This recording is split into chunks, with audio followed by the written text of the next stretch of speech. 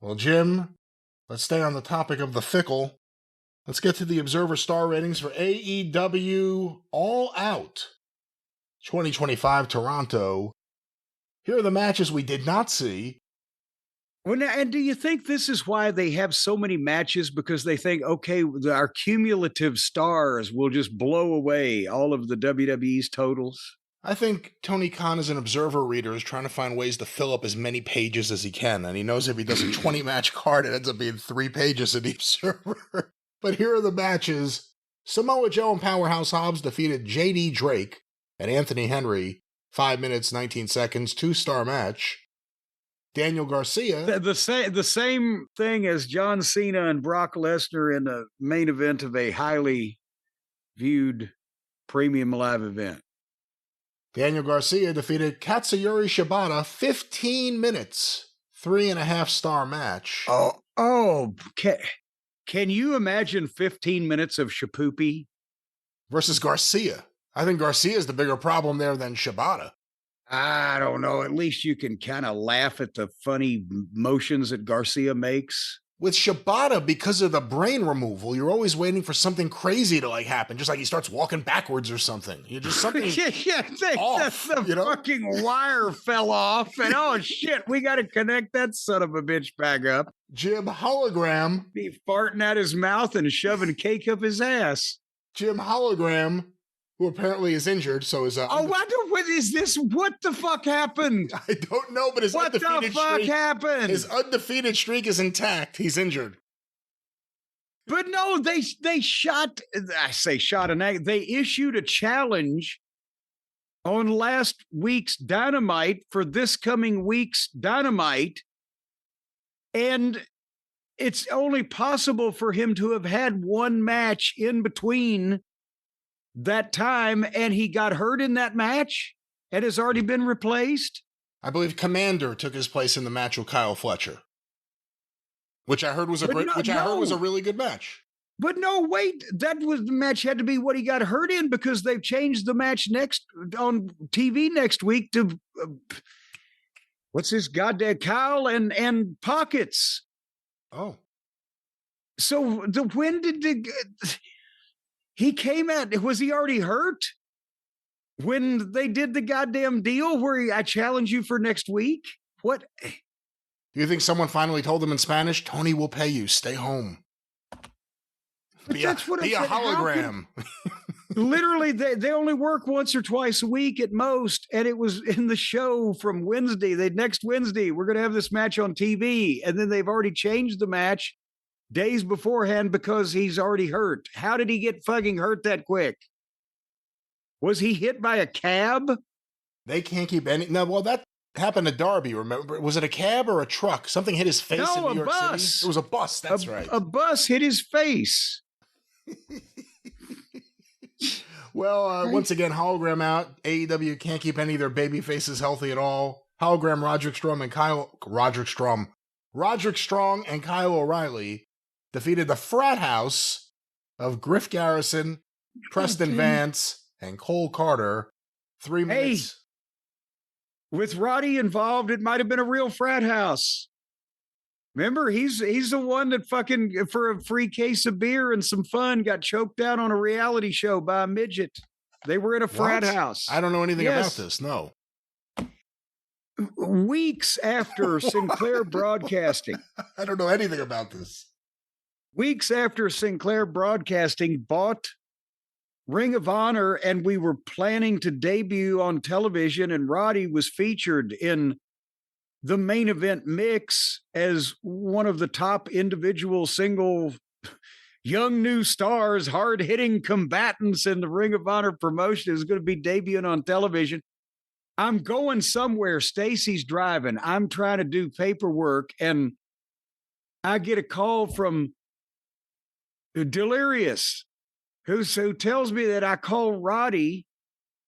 He is about to be on goddamn True TV on some kind of reality television show involving the midget wrestlers, and it was shot 2 years beforehand. And he did it in Florida where he lived, and he did it as a lark where he ends up being one of the people in his college party that gets choked out by a fucking midget.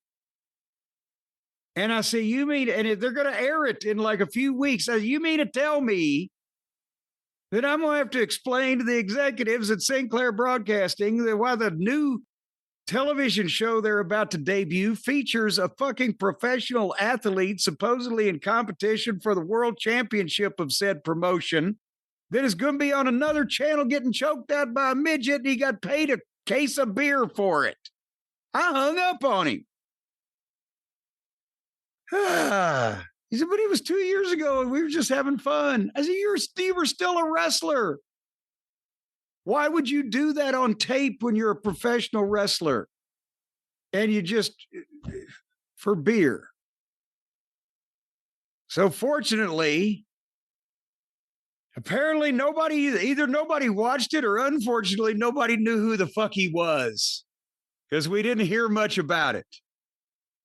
Once again, they defeated the Frat House. 3 minutes, 18 seconds, 1.5 stars. I can't make a comment either way. Willow Nightingale and Mina Shirakawa and Queen Aminata and Harley Cameron defeated Julia Hart, Sky Blue, Megan Bain, and Penelope Ford in a tailgate brawl tornado match. 11:34 tailgate. 2-star match. Giggity. What the fuck? 2 stars from Dave for AEW? This must have been embarrassing. Well, we go to the main show now, Jim. Adam Copeland and Christian Cage defeated FTR 18 minutes, 3 seconds, 4.5 stars. Okay, it was a good tag team match, especially when the people were into Edge and Christian. As we mentioned, they really had them at a point where they could have gone home and they went about another minute and a half too long. But this is, no, that's not a 4.5 star level tag team match. I'm sorry. And FTR and Gin and Juice was it lasted almost an hour, was the greatest tag team match of modern times. And did he give it 5 or just under 5? I think it went over 5, maybe. Did he go? Well, all right. I guess he broke the scale for that one, but there's a lot of room in there for flexibility. I would think any of the matches FTR had with the Briscoes or with Gable and Jordan were better, except in the terms of with Gable and Jordan, they didn't have the Edge and Christian in Toronto hometown edge. The Briscoes, I believe, were at home in Philly for at least one of those. But nevertheless, here we go. Jim Eddie Kingston returned and defeated Big Bill 7 minutes, 19 seconds.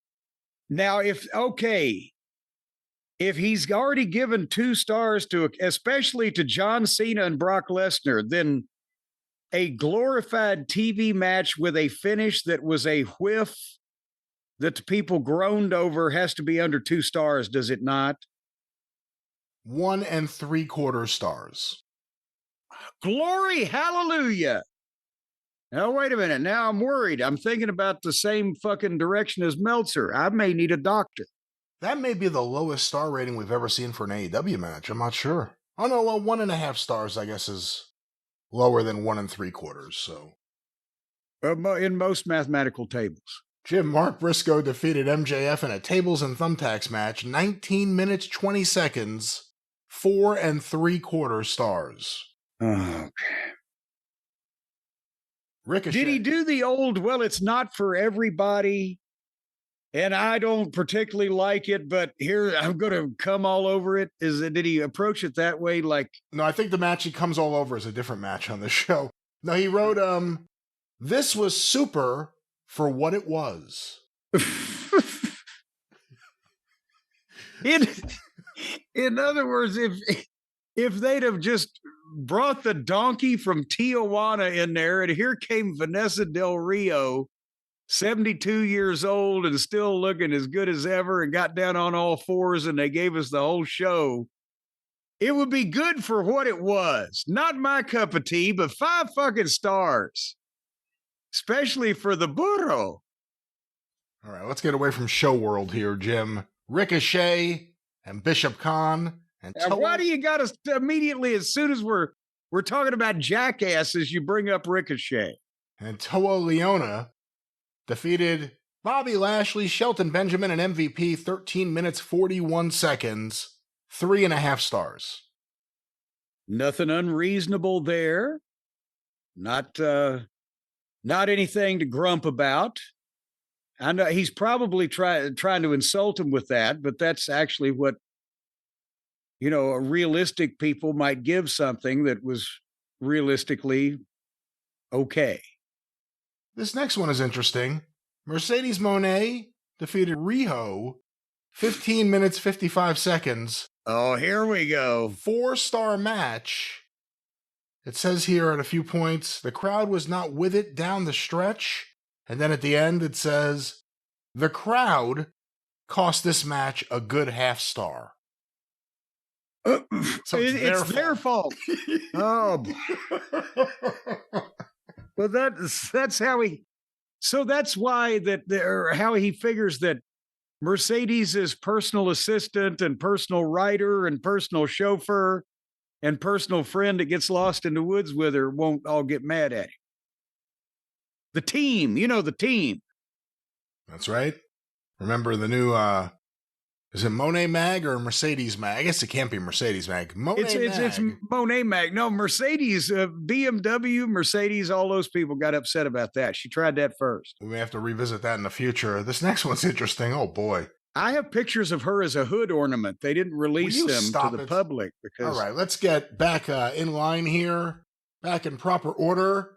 Kazuchika Okada won a 3-way over Konosuke Takeshita and Mascara Dorada.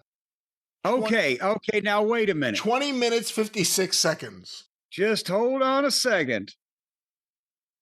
Again, you have Okada is just see-through at this point with the shortcuts he's taking and the lackadaisical attitude, and he can't move to begin with. And we know everybody likes our boy Take, Uncle Dave especially. And then the bump on the log, the third one of the group, the little masked fellow that was just added into this out of nowhere. How can he justify this? He could justify it with 5.25 stars. This was one of the best 3-ways of all time. Not just athletically, but story-wise. Well, Jim, we'll go to the next match before you throw up in your mouth a little more. Jon Moxley defeated Darby Allin in a coffin match, 19 minutes, 20 seconds, 4.5 stars. Oh, I bet Darby got his feelings hurt by that one. But everything is... It just has to be all, no matter what they do or what goes on, it has to be 4.5 and then 5 and then 4. And then because he has to have this self-fulfilling prophecy of every AEW pay-per-view is loaded with great matches. And then he's the one calling them great. Chris Statlander won the AEW Women's title over Toni Storm, Tekla, and Jamie Hayter, 11 minutes, 58 seconds. 3.75 stars. Basically, twice as good as Cena and Lesnar. Brody King and Bandito defeated the Young Bucks, Hechicero, and Josh Alexander, and Jet Speed in a ladder match, 24 minutes, 33 seconds. 4.75 stars. Well, you had to put the Cucamonga contingent in there in the middle between the 4.5 and the 5 so that they didn't get their feelings hurt. And obviously, neither you nor I, Brian, paid any attention to this whatsoever because it's goddamn ridiculous that the children get to play like this. So we can't say we watched it and it wasn't, but we didn't watch it and we doubt it. And finally, Adam Page defeated Kyle Fletcher, 38 minutes, 9 seconds. And we watched this one. 5.25 stars. Oh, Christ almighty.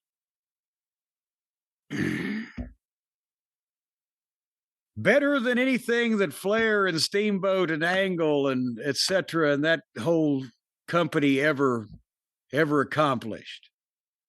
The Hangman and his juvenile delinquent fucking doppelganger. And for the record, Jim, the match you reviewed, Mystico defeating MJF and CMLL's anniversary show for the world light heavyweight title, 17 minutes 38 seconds. Dave gave that 5.5 stars.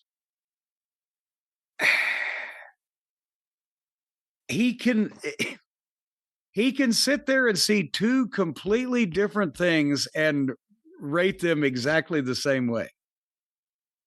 That's what it appears to be. Those are the all-out star ratings. Jim, I was going to go over the PWI 500, but we'll save that for another time just so there's 500 of them.